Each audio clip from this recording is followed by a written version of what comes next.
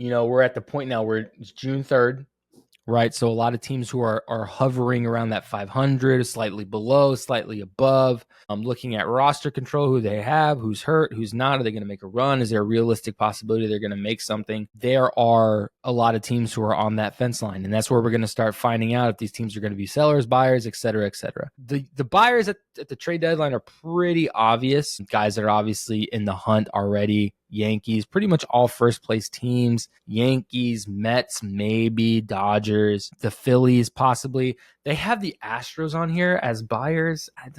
When the fuck have the Astros bought anything of real worth besides getting a deal on Justin Verlander after they traded him 6 months prior? I don't know. So to say the Astros are going to be buyers, I don't know. They seem to be a really good budget team, and they're going to keep rolling with what they have. That's kind of what I've seen on a buying track. So those are the for sure buyers, I'd say. The Cubs for sure, who have already made big moves. The Tigers probably looking to add a couple pieces. The Yankees are for sure going to be buyers, especially with this Luke Weaver thing. The Oswaldo Cabrera hurt, though they did just get DJ back and moving again. But again, how can you really expect a whole lot?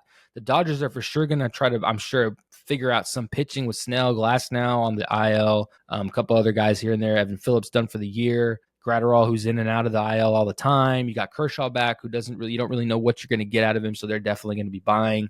Cubs are going to try to add probably some pitching. They still have some pitching woes over there, especially losing Justin Steele at the beginning of the year. So yeah, it's going to be interesting. The Mets are, I don't know if the Mets even have money to spend, so I don't know about that one. But guys on the cusp, I get in and out. Blue Jays for sure, who are kind of always just there. The Royals, I think, are definitely going to probably try to buy, especially with the pull up. They're going to try to do something. Obviously, it's very evident with pulling up the Caglione and all that. They're going to try to do something. Guardians, I don't know. Giants, maybe. Cardinals are for sure on that track, but again, we're going to have to see more. I'd say we'll know more on these teams, whether it's the Blue Jays, the Royals, the Giants, the Cardinals, the Padres.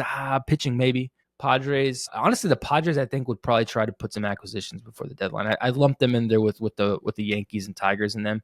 But the Mariners, Blue Jays, Royals, Cardinals, Giants, we're going to have to wait till the end of June.